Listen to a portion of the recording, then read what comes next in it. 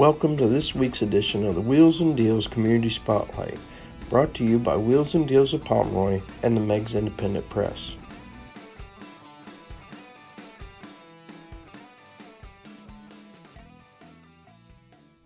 This is Carrie Rose, Meigs Independent Press, and I'm here with Wheels and Deals Community Spotlight. And this week, I'm speaking with Jim Freeman, who is from the Soil and Water Conservation District of Meigs County. And of course, you've done all kinds of things. All kinds of things. And you've worn all kinds of hats with Soil and Water. Yes. And you may have seen his column on the Meigs Independent Press. But we're here today to talk about hunter safety. Great. Yep. So tell me a little bit about, because this year you guys didn't get to do any hunter education, safety type in-person courses because of COVID, the pandemic that keeps giving. But tell us a little bit about what it is people should know. Okay, great. Well, Carrie, first of all, thank you so much for inviting me on here. And I will just say, and we're all aware, it's just been a crazy year. And it's affected everything. It's affected things at Soil and Water District. It's affected everybody in the county. But nonetheless, you know, it's not changing the fact that hunting season's coming up. It's actually on us already. Bow season is already started. People are out in the woods, and it hasn't changed the need for hunter education. I've done hunter education for over 25 years. I started doing hunter education way back in the day when I was a newspaper reporter, just because I was passionate about it.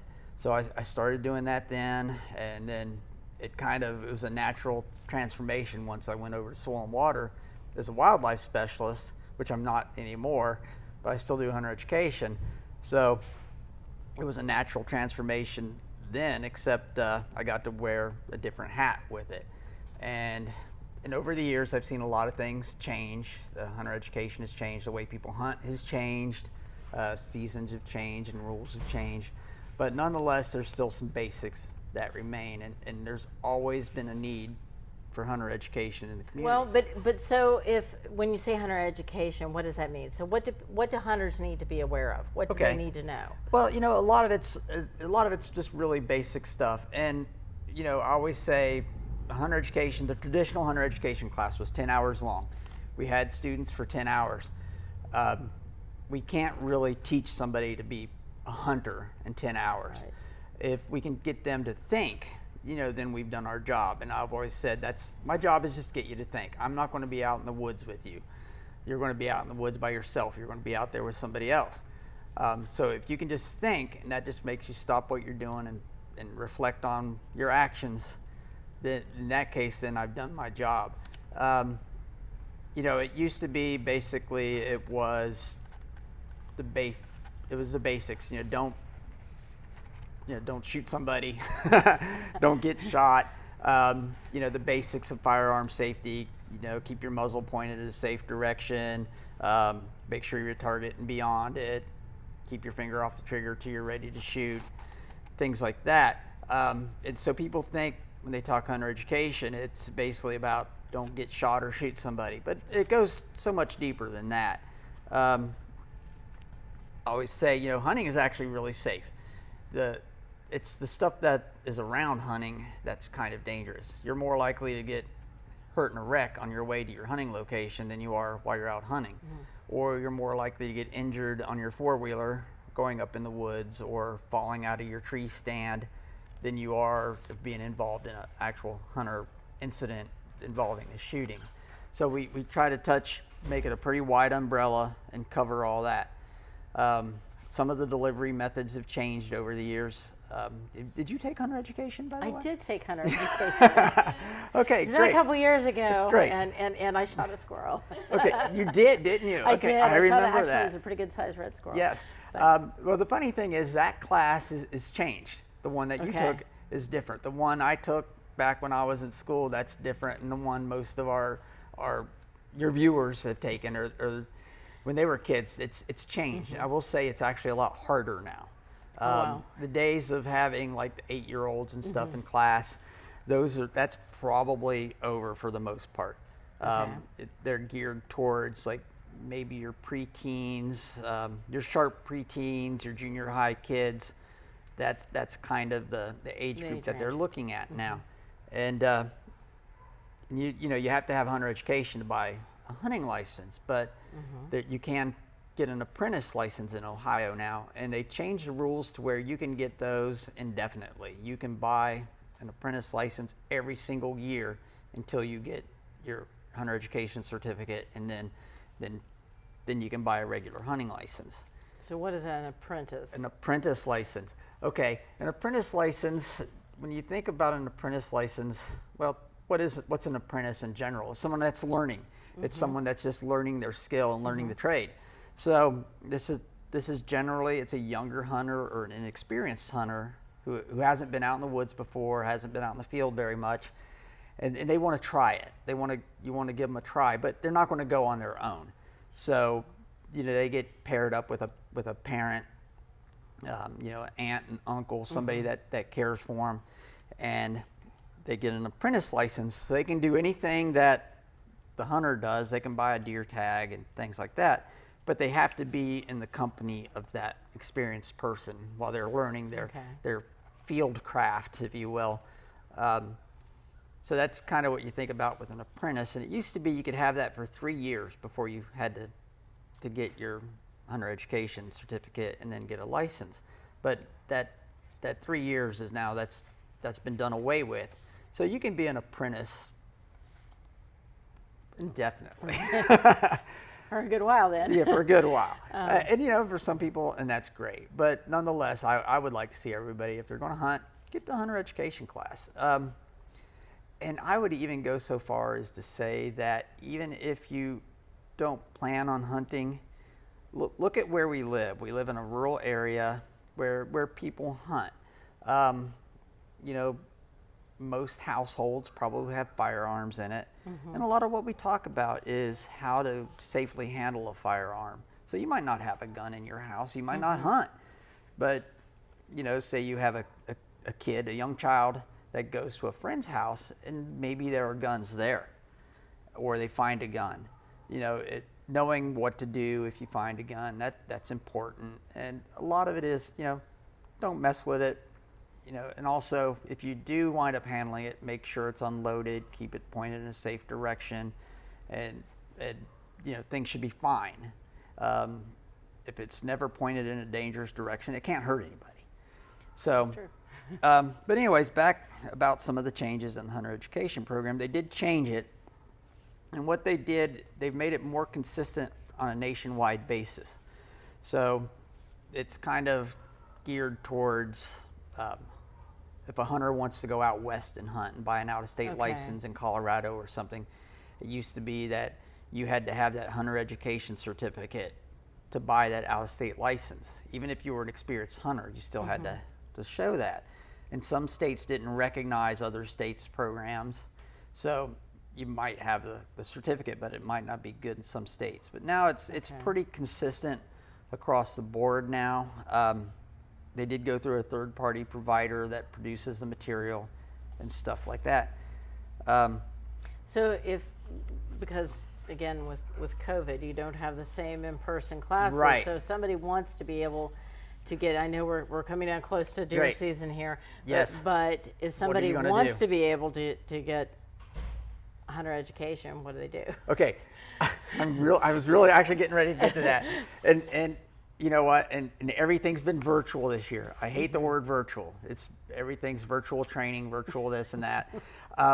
There is an online option for the hunter education class, and one of the first things I did when they introduced this was I went ahead and took the online class because I wanted to see what it was like.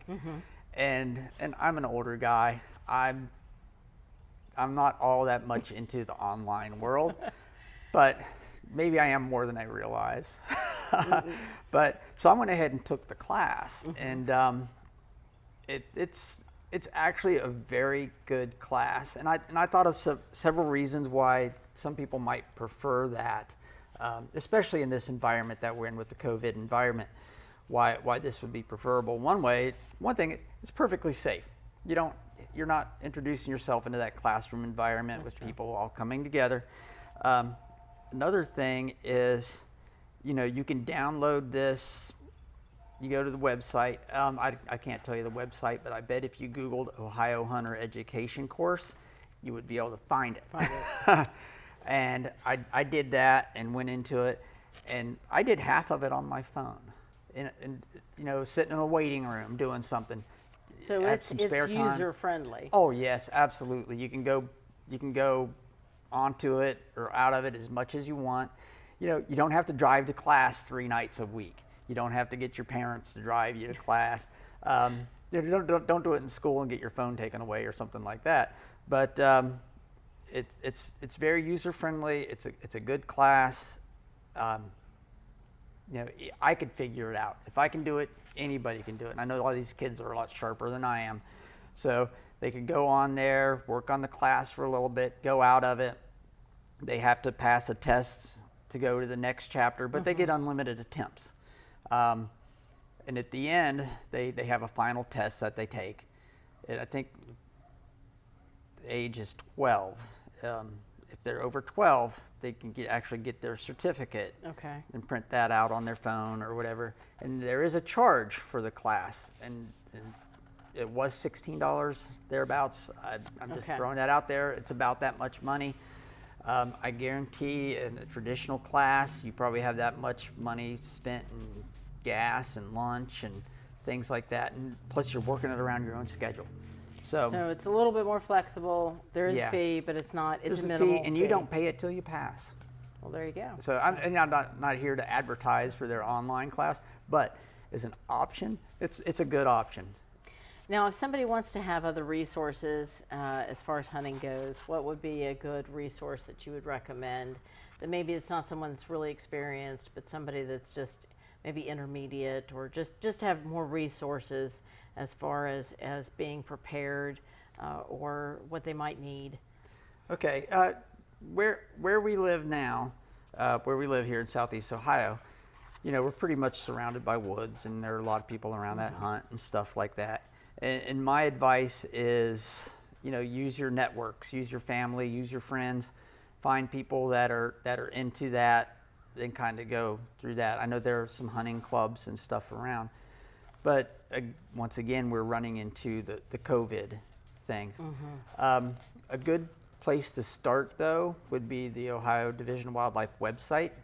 You know, I'm tired of always saying, you know, hey, that's 2020 for you. It's been a rough year, and the website had some issues earlier on in the year. I blame the Russians. I can't back that up, but I'm blaming the Russians. Well, why so not? anyways, but they've got the website back up and running again, and they do have webinars and different things like that, and you can go through there and look and see what the options are and resources are, and they're pretty good web-based It's a massive classes. website. I mean, there's all kinds of resources. Right. They can show you like what kind of tracks you're looking at, and I mean it's massive. But at the end of the day, though, you honestly need that mentor. You need to find that mentor that can take you out and show you some things. I know we have deer season is already on. Archery season's going on. The youth gun season comes up this month on the 21st. That's a weekend, and then Monday after Thanksgiving we go into the traditional deer gun season. Of course, archery season is going on throughout all this, and then in the middle of December there's another 2-week bonus deer gun season. In January we've got muzzleloader season. So, you know, 2020 or not, election or not, we're moving on with hunting season in this state, and I honestly think a lot of people are taking advantage of not having other activities, and they're hitting the woods. So this might be a perfect opportunity to do it. One of the things we've seen a lot with this year and COVID is people unplugging and going outside and taking a walk in the woods and doing and just being able to get outside as an activity itself, but also hunting, because I know there's been a lot more buzz and a lot more activity on hunting this year across the board. But is there anything else that you want to tell anybody, or a main tip you want to make sure people remember when they go, or just anything else? You know, one thing I always point out, obviously the rules of safe gun handling. Just take your time. Everybody wants to get that big deer. Everybody's in a hurry. There's a lot of pressure. People put themselves under pressure to get that big buck. Take your time. Make sure of your target. Make sure that you know what's beyond your target. And just remember that once you pull that trigger, once that arrow leaves your bow, once that bullet leaves the barrel, it's not going to stop until it hits something. So make darn sure before you do anything like that, that you've taken time to identify your target and what's beyond it, and just have a good time, have fun, have a safe time. And take a kid with you. And take a kid with you. Take a kid with you. Have them unplug and get out there. Right. Well, I appreciate talking with you. I'm sure we're going to. It's always a pleasure. I'm sure we're going to have some interesting articles, maybe. Maybe. You know, I've kind of been on a little hiatus from that. I don't know. Maybe I need to get back into it. We'll see. But again, we just appreciate you coming on and talking about hunter safety. Again, be safe out there. And this is Wheels and Deals Community Spotlight.